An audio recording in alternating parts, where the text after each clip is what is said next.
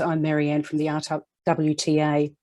Over the last few weeks especially, there has been some confusion about the lockdowns around Australia and the hesitancy around having the COVID shot. As happy as I am to convey the updates from different state and federal government departments about working with industry to ensure supply chains remain strong and that freight operators transporting perishable products can keep supplies flowing across our borders, I felt that it was best that we speak with someone from the coalface regarding the jab.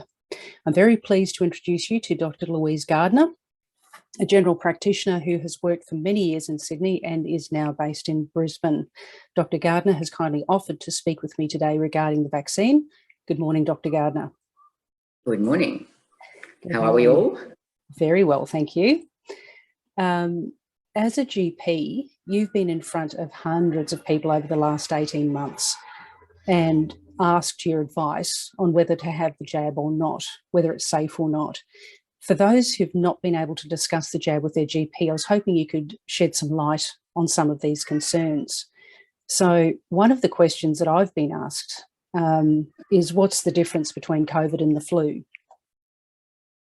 I guess the simplest thing is that the flu is something that we've had around for a very long time, and we have been regularly vaccinating people against it. This is a totally new virus which can cause very nasty symptoms. If you look at the statistics with the flu, there are nasty things you can get from the flu. And Guillain-Barré is one of those ones that you can even catch from the vaccine. But it is like 1 in 1.5 million, which is a very low incidence. And Guillain-Barré is one of these things that's absolutely reversible. Okay. The only other vaccine that we have that I would probably compare it with would be the polio vaccine. And now a lot of people under the age of 60 aren't even going to know what polio is, but the polio vaccine is still being given worldwide because we are still getting cases. You can catch polio from the oral vaccine because it is transmitted through the gut where polio actually lives, and it can be transmitted out of the gut so that a newborn baby can actually transmit it to its family. Now, there aren't many transmitted cases in the world. We're looking at a total at the moment of 76 cases of polio caught through the wild virus, and less than half of that caught through a baby transmitting it to its parents. Okay.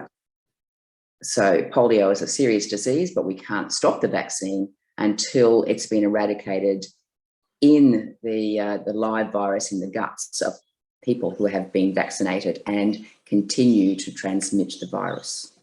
Okay. So that brings me to another point. If I'm vaccinated, can I catch COVID? You can. You can catch it and you can transmit it. So the statistics show that if you do catch it, that you will catch a very mild version. It is most unlikely that you will end up having to go to emergency. I do have some stats on this. 3.8% will end up in emergency. 2.9% will need to be admitted to hospital, and very, very few are going to die. But the statistics, if you actually catch the disease, are very, very much higher. Okay, so who should be concerned about having the jab in that case? There are a few groups of people who should be concerned. One is the pregnant group who haven't actually been tested yet in clinical trials, because you don't test pregnant people in clinical trials. The people who have had central venous sinus thrombosis, which is a clot in the brain, a very rare clot, also need to be careful about which vaccine they choose.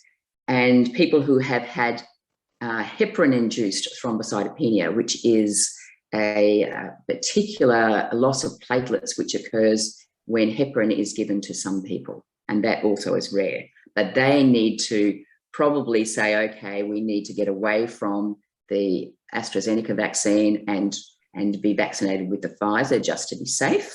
But every other group of people could go with both.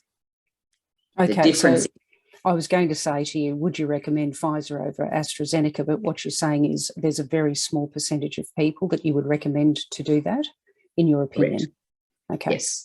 Yes, the pregnant and those who've had those particular types of thrombosis or thrombocytopenia. The people less than 60 actually have a slightly increased risk of getting TTS, this thrombocytopenic syndrome. Mm-hmm. They have a 2.7% risk if they're less than 60, but a 1.4% risk if they're over 60. Okay, so it actually lessens. Twice the risk, yeah, under the age of 60. So probably if you can get the Pfizer vaccine under the age of 60, that would be, in a small group of people, a better option. But most people, again, under the age of 60 would be very safe having the AstraZeneca as well. Okay. When people have had the jab, have you had much feedback on what the symptoms are? Yes, the symptoms in the AstraZeneca seem to be worse with the first vaccine and much less with the booster. The symptoms with the Pfizer vaccine seem to be much less with the first vaccine, but much more with the second vaccine. So they're different from each other. And the symptoms are generally non-specific, flu-like symptoms, which means fever, aches and pains. Sometimes you get nausea and vomiting. You can get chills with the fevers and just feeling generally off. And that's generally what I've noticed in the AstraZeneca vaccine, because that's the one we started with, is that they're very short-lived. So people get a fever for an hour and nausea and vomiting once or twice, and then they'll be fine. Okay. But they're the rare case. Most cases will get nothing. Okay, so would employers expect that when they send their workforce to go and get a jab that they may have a day off? Or is that, do you think, a bit of an overreaction? Overreaction. I think some people might require some time and probably a few hours, but not the day off. And if they have it in the morning, then their reaction is going to occur about 12 hours afterwards. So it's going to be when they're asleep, probably anyway. Okay. All right. Because you have been asked these questions over and over and over for the last 18 months, are there other things that people are concerned about that you'd like to share? The biggest group of people that have the greatest worries are the people who have low immunity. They're being treated for something like rheumatoid arthritis, or they've got a leukemia or something like that. They're on chemotherapy and they're wondering if they're going to endanger themselves by having the vaccine, but in fact they're not, and they're quite safe having the AstraZeneca vaccine. The other big group of people are people who either have risk factors for thrombosis, like DVT and pulmonary embolus, or they have had a previous history of DVT or pulmonary embolus. These people also perfectly safe to have the AstraZeneca vaccine. And the reason is it's a completely different process. You are not going to get a pulmonary embolus or a DVT from an AstraZeneca vaccination. You might get one while you have had the vaccination, but you're not going to get it as a direct cause of the vaccination. Okay, so with these facts in line, would your opinion, would you encourage your patients to get the jab? Absolutely. I have another piece of paper here, which gives some risk factors. Now, they've taken here the reference range is 18 to 29, because anything under 29, we're not considering at risk at all, really. The people under 29, right back to babies, very unlikely to get symptoms severe enough to end them up in emergency or to be admitted, and certainly to have anything more severe. So going over that, as soon as you get to 35, you double your risk of hospitalisation and you quadruple your risk of death. When you get to 40, sorry? I said, whoa, yeah, keep going. Yeah. At 45, you double your risk of hospitalisation and you have 10 times the risk of dying.